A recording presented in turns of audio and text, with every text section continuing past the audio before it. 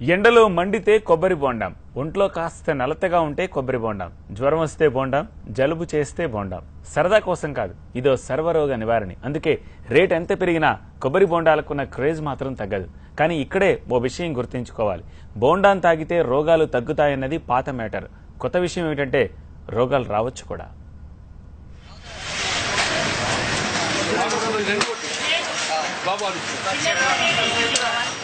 బాబు కాస్త పెద్ద బొండా చూసి కొట్టమ్మా ఆర్డర్ వేస్తాడో పెద్ద మనిషి. ఎందుకంటే నీళ్లు ఎక్కువ ఉంటే ఆరోగ్యం కాస్త గట్టిగా ఉంటుందని. బోండాల్లో నీళ్లతో పాటు అందులోని లేత కొబ్బరి కూడా అడుగుతారు ఇంకో వ్యక్తి. ఎందుకంటే దాంట్లో ఎన్నో పోషక విలువలు ఉంటాయని.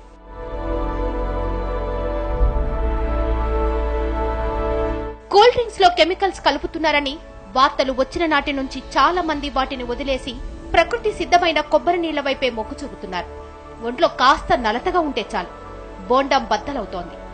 ఎందుకంటే ఇది తాగడానికి డాక్టర్ ప్రిస్క్రిప్షన్ అవసరం లేదు.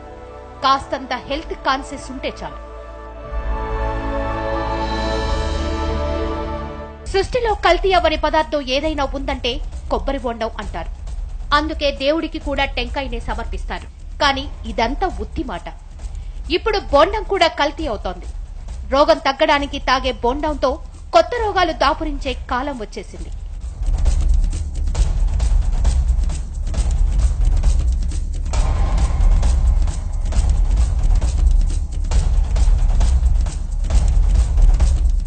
ఈ కొబ్బరి బొండాలు డేంజరస్ గా మారుతున్న ప్రదేశం ఎక్కడో తెలుసా? కోనసీమ. ఈ ప్రాంతం కల్పతరువుగా పిలిచే కొబ్బరి చెట్లకు కేరాఫ్. ఇంటికి 4 చెట్లు, కుటుంబానికో తోట కోనసీమ ప్రత్యేకత. అందుకే ఇక్కడి నుంచి నిత్యం లక్షల్లో కొబ్బరి బొండాలు ఎగుమతవుతూ ఉంటాయి. ఏటా కోట్లల్లో టర్నోవర్ ఉంటుంది.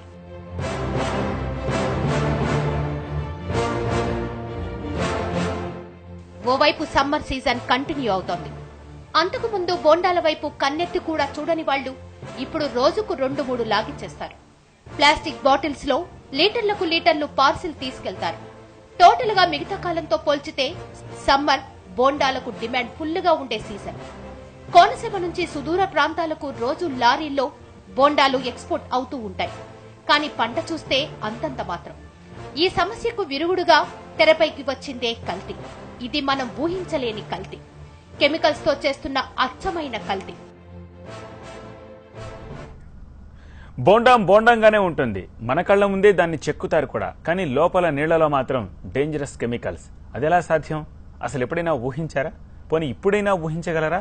అది అసాధ్యం. ఎందుకంటే అదో రకం డేంజర్ ప్రాసెసింగ్ కాబట్టి.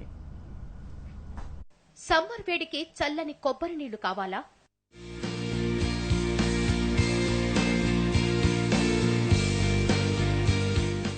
మన కళ్ల ముందే చెక్కిన బోండంలో కల్తీ లేందని ఫిక్స్ అయ్యారా?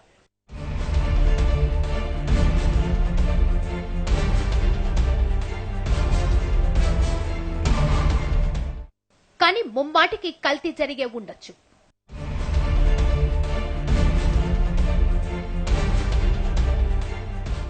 దాన్ని గుర్తించడం అసాధ్యం. అవును, కొబ్బరి బొండంలో ఉన్న డేంజరస్ కెమికల్స్ ను గుర్తించడం అసాధ్యం. ఎందుకంటే దీన్ని కలిపేది బోండం విక్రయిస్తున్న వ్యాపారి కాదు, ట్రాన్స్పోర్ట్ చేస్తున్న లారీల వాళ్లు కాదు.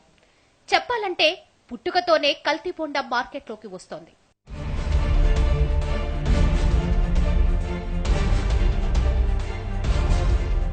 బోండంలో కొబ్బరి నీళ్లుండాలి గాని కెమికల్స్ ఎందుకుంటాయి అన్న అనుమానం రావచ్చు. కానీ అది సాధ్యమే. ఇదిగో ఇక్కడ చూడండి. ఇదే కొబ్బరి బొండాను డేంజరస్ గా మార్చే ప్రక్రియ.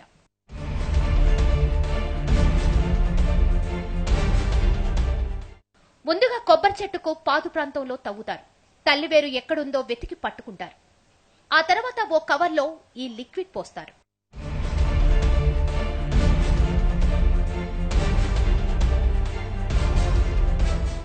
ఆ కవర్లో లిక్విడ్ కొబ్బరి చెట్టుతో బలవంతంగా తాగిస్తారు. ఇదిగో ఇలా.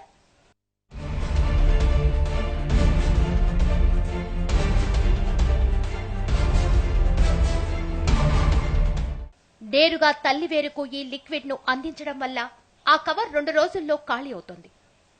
ఇంతకీ ఇదేంటో తెలుసా? మోనోక్రోటోపాస్.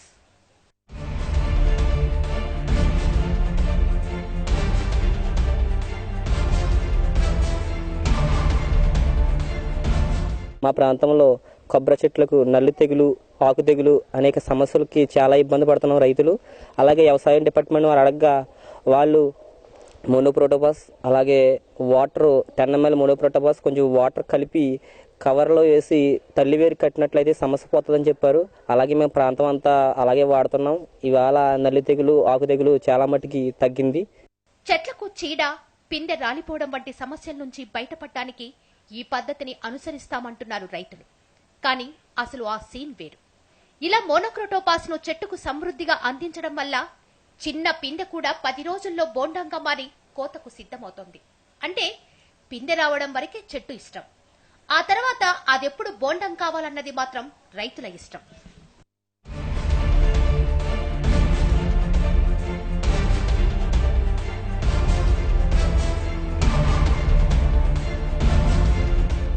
కూరగాయలతో సహా అన్ని పంటలకు వాడుతున్న రసాయన సేద్యం ఇప్పుడు కొబ్బరి చెట్లలోనూ పెరిగిపోయింది. అది కూడా నేరుగా చెట్టుతో తాకించేట్లుగా మారిపోయింది. వాస్తవానికి చెట్టుకు ఇలా పెస్టిసైడ్స్ పట్టిన తర్వాత 40 రోజుల వరకు కాయలు కోయకూడదు. ఎందుకంటే ఈలోపు వాటిల్లో ఉన్న విషం పాళ్లు అంతరించిపోతుంది. కానీ ఆదాయం కోసం రైతులు దాన్ని 10 రోజుల్లో కోసేసి మార్కెట్లోకి వదులుతున్నారు. మనకి కొబ్బరిలో ఎక్కువగా నాశనం చేసేది నల్లి అండి. ఆ నల్లిని నివారణ చేయడానికి రైతులందరూ ఇప్పుడు ఏం చేస్తున్నారంటే తల్లివేరుకి మోనోక్రోటోఫాస్ అనే రసాయనిక దాన్ని తల్లివేరుకు పెడుతున్నారు. 40 రోజుల వరకు కూడా మనము ఆ చెట్టుకు కొబ్బరి బొండాలు తీయకూడదు. ఇప్పుడు ఆ కొబ్బరి బొండాలు అలా మోనోక్రోటోఫాస్ పెట్టి కొబ్బరి బొండాలు వాడడం వల్ల చాలా ఆరోగ్యానికి హానికరంగా ఉన్నాయి. బొండాల్లో ఉన్న ఈ కెమికల్ కల్తీ మన బొంట్లోకి చేరకుండా ఉండాలంటే అది 40 రోజులకు ముందు కోసిందో తర్వాత కోసిందో తెలుసుకొని తాగాలి. కానీ అది అసాధ్యం. అంటే మనం ఆరోగ్యం కోసం తాగుతున్న కొబ్బరి నీళ్లు కెమికల్స్ కూడా అయి ఉండొచ్చన్నమాట. ప్రత్యేకించి మోనోక్రోటోపాస్ భయంకరమైన విషం. దీని అవశేషం శరీరంలోకి వెళ్లినా హార్ట్, లివర్, కిడ్నీ సమస్యలు వస్తాయంటున్నారు వైద్యులు. మోనోక్రోటోఫాస్ అంటే ఏంటి? అదొక పెస్టిసైడ్ అండి.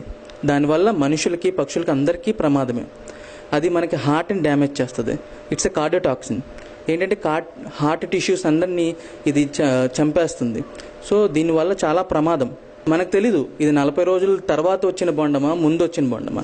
సో ఇది మనకు నివారించడానికి ఏ కొలతలు లేవు. సో బొండాలు అమ్ముతున్నారు, తాగేస్తున్నాము, వ్యాధి పడుతున్నాం. ఈ విషయం బయట ప్రపంచానికి పెద్దగా తెలియదు. కానీ స్థానిక వినియోగదారులకు మాత్రం మ్యాటర్ నిత్యం కళ్ల ముందే ఉంటుంది. అందుకే వాళ్లల్లోనూ బోండం అంటే భయం ఆవహిస్తోంది. ఇంతకుముందు డాక్టర్లే స్వచ్ఛందంగా బొండాలు తాగమనేవారు. దాన్ని ప్రేరేపించుకుని చాలా మంది పేషెంట్లు బొండాలని సేవించి స్వచ్ఛమైనటువంటి బొండాన్ని కూడా ఈ రోజు విషపూరితమైనటువంటి విష పదార్థంగా స్లో పాయిజన్ గా తయారైంది. వాస్తవానికి రైతులు చెప్తున్న చీడపీడలు సోకకుండా ప్రత్యామ్నాయం కూడా ఉంది. అదే వేప నూనె. మోనోక్రోటోపాస్ ను ఎలా చెట్టుకు పట్టిస్తున్నారో వేప నూనెను కూడా అదే తరహాలో ఇవ్వడం వల్ల పరిష్కారం దొరుకుతోంది. కానీ రైతులు మాత్రం పెస్టిసైడ్స్ ని వాడుతూ ఆదాయం కోసం ప్రయత్నిస్తున్నారు. తల్లివేరుకి మరి పెస్టిసైడ్ అనగా మోనోక్రోటోపాస్ ఇది వాడటం వల్ల మరి కొబ్బరి బొండాలు అనేవి కూడా మరి రసాయనాలతో నిండి వాటిని తాగటం వల్ల మరి మనిషి యొక్క ఆరోగ్యం చెడుతుందని సందర్భంగా తెలియజేస్తున్నాం. ఎందుచేతనంటే కొబ్బరి బొండం అనేది తాగటం వల్ల మరి ఖచ్చితంగా మరి ఆరోగ్యం ఉంటుంది. అటువంటి బొండం మరి ఈ రోజు తాగుతుంటే అనారోగ్యానికి గురై మరి ఈ రీతిగా ఉంటుంది. విషతుల్యమైన రసాయనాల అవశేషాలు కూల్ డ్రింక్స్ లోనే కాదు, ప్రకృతి సిద్ధమైన కొబ్బరి బొండంలోనూ ఉండడం ఆశ్చర్యమే. అయినా ప్రమాదం కూడా. దీని వినియోగదారులు గుర్తించడం కష్టం.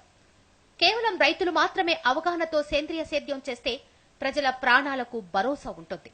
లేదంటే ఉన్న రోగాలకు కొత్త రోగాలు తోడై ప్రాణాంతక పరిస్థితి దాపురిస్తోంది.